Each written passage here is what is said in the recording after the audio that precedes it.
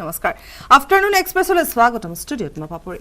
অসম মেঘালয় সীমা সমস্যাক লৈ দুই ৰাজ্যৰ মুখ্যমন্ত্ৰীৰ বৈঠকত কেইবাটা গুৰুত্বপূৰ্ণ সিদ্ধান্ত গ্ৰহণ কৰা হয় বৈঠকৰ অন্তত অসম মেঘালয়ৰ মুখ্যমন্ত্ৰীয়ে যুটীয়া সংবাদমেল পাতে আৰু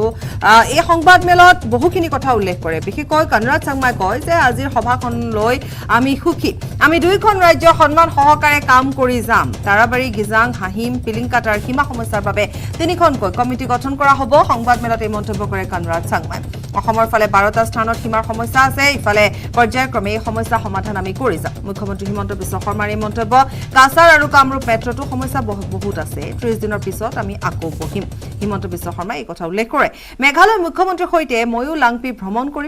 ভ্ৰমণ কৰি সীমা সমস্যাৰ বুজ লম certain decisions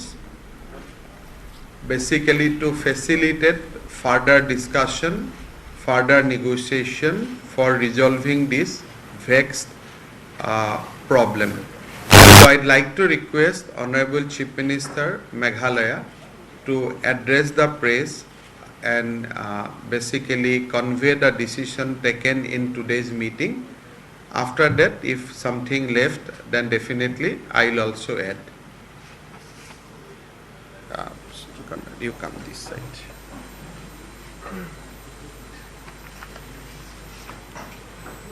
A very good afternoon to everyone.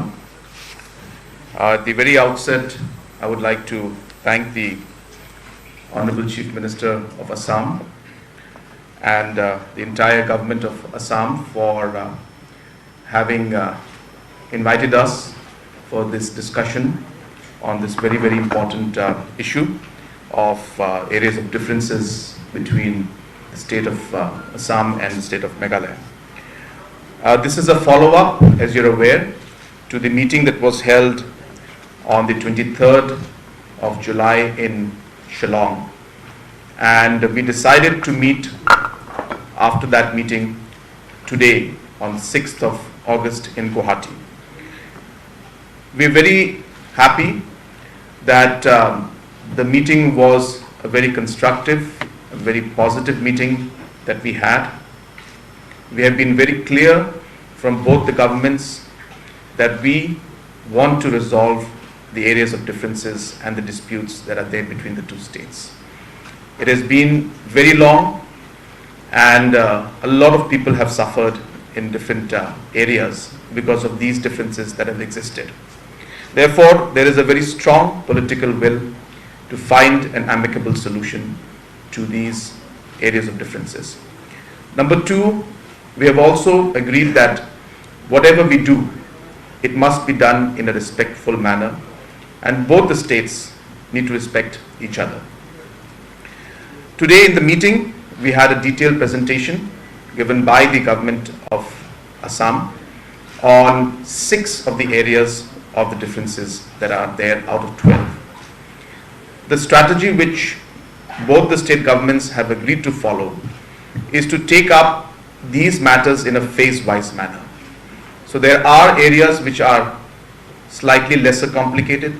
some slightly more, and some very complicated. So therefore, we would like to resolve these issues by taking the disputes or the areas of differences in a phase-wise manner. Therefore, we have decided that 6 areas out of the 12. 1. Tarabari. 2. Gizang. 3. Hahim. 4.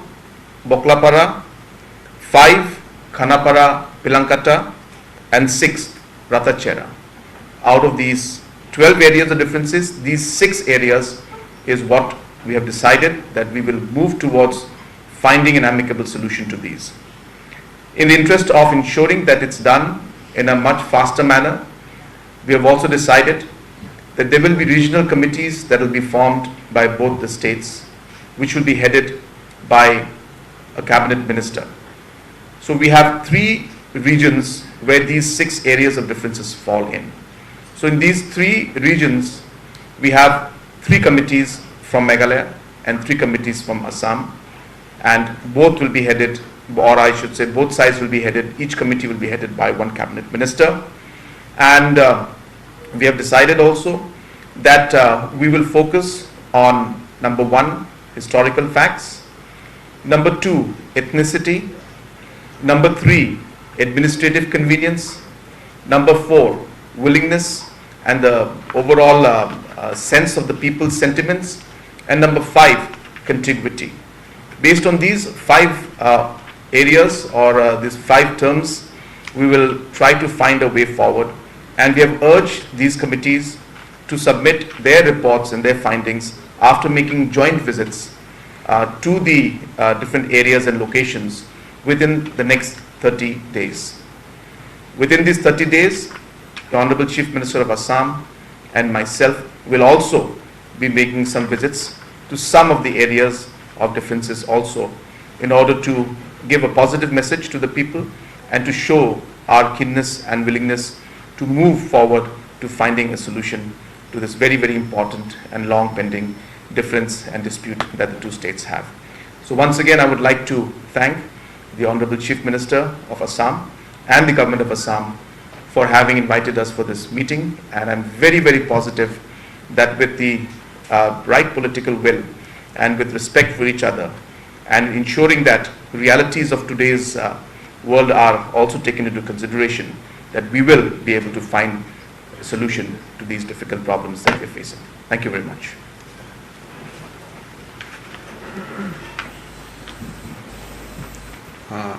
Thank you, Honorable Chief Minister Meghalaya. As has been indicated, we have 12 area of dispute. Of course, from Assam side, we don't have any dispute, but dispute has arisen because Government of Meghalaya has claimed certain territory in these 12 locations. When we met in Shillong, we decided that all these 12 disputes cannot be resolved at a time. So we have to take a step-by-step approach. In the last meeting held in Shillong, Government of Meghalaya had given a presentation flagging their perspective on the issues. Today, Government of Assam has given a presentation highlighting our point of view. Basically, after threadbare discussion, both in Shillong and Guwahati, we found that it will be good if we start with 6 locations. Honorable Chief Minister of Meghalaya has already indicated what are those 6 locations. From Assam side, these are in Kachar district, Kamrup Metro and Kamrup district. From Meghalaya side, it is in West Khasi Hills, Rivoi and East Jaintia Hills. So what we have done, for these 3 districts, we have taken the name of Meghalaya for the purpose of reference. So there will be a regional committee which will be headed by a cabinet minister from Meghalaya side, which will be headed by a cabinet minister from Assam side, and the 3 regional committees will be there to resolve dispute which are there for West Khasi Hills, Rivoi and East Jaintia Hills. Now, this committee will also include bureaucrats and maybe the local representative. We have decided that from both sides, committee will be constituted with 5 members. Now it is up to the Government of Meghalaya to notify that 5 names, and of course from Assam side we will also notify the 5 names. These 10 people who will be nominated by each of the government will in turn visit the sites, interact with the civil society, Gaon Bura, Panchayat members, teachers and other civil society members. They will complete their discussion within a period of 30 days, because as after the presentation from both sides, we realize that these may not be a very, very complex matter. So as such, there will be a presentation or there will be deliberation in the regional committees, And after 30 days, when we'll meet again, either in Shillong, in Guwahati, the respective committee will give their recommendation that what should be done, what not to be done. Of course, as the committees will be headed by cabinet minister from both the side, the differences will be narrowed down during the committee meeting itself, so that our meeting only become a kind of our job will be only to authenticate it. What আৰু এই মুহূৰ্তত আমি দেখুৱালো সংবাদ মেলৰ পোনপটীয়া সম্প্ৰচাৰ য'ত মুখ্যমন্ত্ৰীগৰাকী উপস্থিত আছিল আৰু বিশেষকৈ যিকেইটা সমস্যাৰ কথা তেওঁলোকে আলোচনা কৰিলে সেই সমস্যা সন্দৰ্ভত দুয়োগৰাকী মুখ্যমন্ত্ৰীয়ে সংবাদ মেল সম্বোধন কৰে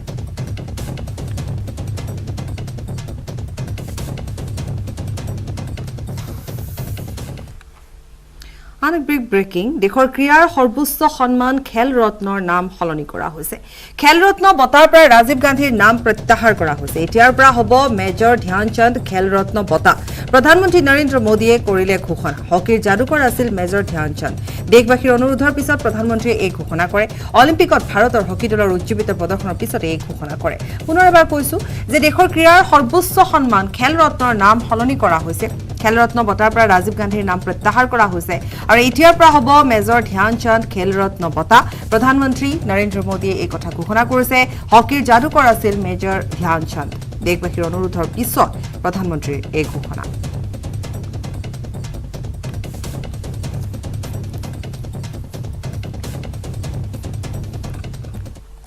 খবৰ অব্যাহত ৰাখিম সময়তি বিৰতি মোবিলিটি লিমিটেড আৰু সুইগিয়ে একেলগে এখন চুক্তি স্বাক্ষৰ কৰিছে খাদ্য বিতৰণ কোম্পানী সুইগিয়ে কৈছে যে ইলেক্ট্ৰিক ভেহিকল বা ইভি ইকোসিস্টেমৰ মাধ্যমেৰে খাদ্য বিতৰণৰ বাবে ট্ৰায়েল আৰম্ভ কৰা হ'ব খাদ্যৰ ডেলিভাৰীৰ বাবে এতিয়াৰ পৰা ইলেক্ট্ৰিক ভেহিকল ব্যৱহাৰ বাঢ়িব আৰু জনা গৈছে যে ৰিলায়েন্স বিপি মোবিলিটি লিমিটেড আৰু সুইগিৰ মাজত যুটীয়া উদ্যোগৰ উদ্দেশ্যে বেটাৰী চালিত ইভিৰ প্ৰচাৰ কৰা লগতে পৰিৱেশ অনুকূল বিতৰণ প্ৰণালীৰ প্ৰযুক্তি অধিক শক্তিশালী কৰা RBML আৰু সুইগিৰ সহায়ত বিভিন্ন এলেকাত জিঅ'বিপি বেটাৰী প্ৰতিস্থাপন ষ্টেচন নিৰ্মাণ কৰা হ'ব আৰু বেটাৰী হাল সলনি প্ৰশিক্ষণ সুইগি কৰ্মচাৰীসকলক প্ৰদান কৰা হ'ব RBML এৰ মুখ্য কাৰ্যবাহী বিষয়া হৰিশ চি মেহতাই কৈছে যে ভাৰত চৰকাৰৰ ইলেক্ট্ৰিক মোবিলিটি দৃষ্টিভংগীক সমৰ্থন কৰাৰ লক্ষ্যৰে আমাৰ সংস্থাই ই মোবিলিটি সেৱা আগবঢ়োৱাৰ সিদ্ধান্ত গ্ৰহণ কৰিছে আমাৰ কোম্পানীয়ে ভাল মানদণ্ডৰ ই গতিশীলতা সেৱা প্ৰদান কৰিব আৰু বেটাৰী সলনি কৰাৰ বাবে ষ্টেচনবোৰো নিৰ্মাণ কৰা হ'ব সুইগিৰ সৈতে আমাৰ চুক্তিয়ে দেশৰ বিতৰণ সেৱাসমূহ আৰু উন্নত কৰিব খবৰ অনুসৰি জিঅ'বিপিয়ে অহা 5 বছৰত একাধিক বেটাৰী সলনি কেন্দ্ৰ নিৰ্মাণৰ লক্ষ্য লৈছে ইয়াৰ ফলত গৃহ আৰু বাণিজ্যিক কমপ্লেক্স মল হোটেল ব্যৱসায়িক উদ্যোগ তথা প্ৰযুক্তি কেন্দ্ৰ আৰু পাৰ্কিং লট উপকৃত হ'ব RBML পৰৱৰ্তী 5 বছৰত ইন্ধন খুচুৰা বিক্ৰী নেটৱৰ্ক 5500 লৈ বৃদ্ধি কৰাৰো লক্ষ্য বান্ধি লৈছে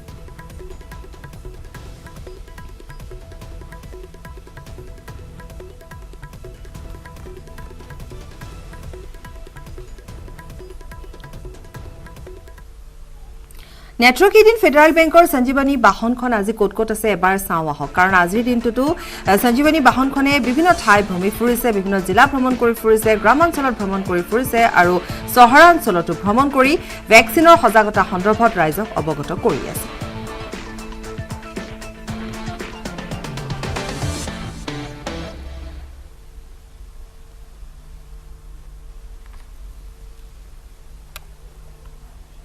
ছাগলী ফাৰ্ম সংস্থাপনেৰে স্বাৱলম্বী এগৰাকী জনপ্ৰিয় শিল্পী কৰোনা মহামাৰীয়ে সৃষ্টি কৰা পৰিৱেশে বহু শিল্পীৰ উপাৰ্জনৰ প্ৰথম প্ৰতিৰোধ কৰি তুলিছে ফলত আৰ্থিক সংকটৰ পৰা পৰিত্ৰাণ পাবলৈ সংগীত চৰ্চাৰ সমান্তৰালভাৱে আৰম্ভ কৰিছে আন ব্যৱসায় এনে এগৰাকী জনপ্ৰিয় সংগীত শিল্পী হ'ল শিৱসাগৰৰ বাস্তৱ নাথ হাৰ্টথ্ৰব জুবিন গাৰ্গকে ধৰি বহু শিল্পীৰ সৈতে কাম কৰা অসমত প্ৰথম ৰেপ সংগীত আৰম্ভ কৰা বাস্তৱ নাথে বৰ্তমান সংগীত চৰ্চাৰ সমান্তৰালভাৱে আধুনিক পদ্ধতিৰে ছাগলী হাঁহ কুকুৰাৰ ফাৰ্ম খুলি আৰ্থিকভাৱে স্বচ্ছল হোৱাৰ প্ৰয়াস কৰিছে 1500ৰো অধিক গীতত কণ্ঠদান কৰা বাস্তৱ নাথে পঞ্জাৱ ৰাজস্থান আদিকে ধৰি বিভিন্ন ঠাইৰ পৰা উন্নত প্ৰজাতিৰ ছাগলী আনি শিৱসাগৰত ছাগলী ফাৰ্ম খুলি স্বাৱলম্বিতাৰ পথ মুকলি কৰিছে কেইবাখনো অসমীয়া চলচ্চিত্ৰ বহু সংখ্যক এলবাম কহিনুৰ আশীৰ্বাদ ৰাজতিলককে ধৰি প্ৰায়বিলাক ভ্ৰাম্যমান থিয়েটাৰত গীত পৰিৱেশন তথা বাণীবদ্ধ কৰি জনপ্ৰিয়তা অৰ্জন কৰা বাস্তৱ নাথ বৰ্তমান ব্যস্ত হৈ পৰিছে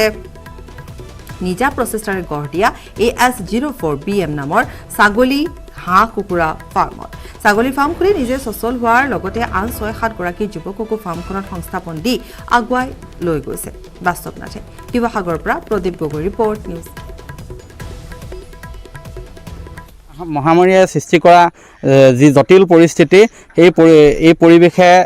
শিল্পীসকলকো যথেষ্ট সংকটত পেলাইছে আৰ্থিকভাৱে সংকটত পেলাইছে আৰু মই বৰ্তমান উপস্থিত আছোঁ এনে এগৰাকী কণ্ঠশিল্পী যিগৰাকীয়ে ইতিমধ্যেই 12শৰো অধিক গীতত কণ্ঠদান কৰিছে তেওঁ অসমৰ বিভিন্ন জুবিন গাৰ্গৰ পৰা আদি কৰি বহু সংগীত শিল্পীৰ সৈতেও একেলগে কাম কৰিছে আৰু তেওঁ হৈছে শিৱসাগৰৰ বাস্তৱ নাথ তেওঁ ইতিমধ্যেই বহু সংখ্যক গীতত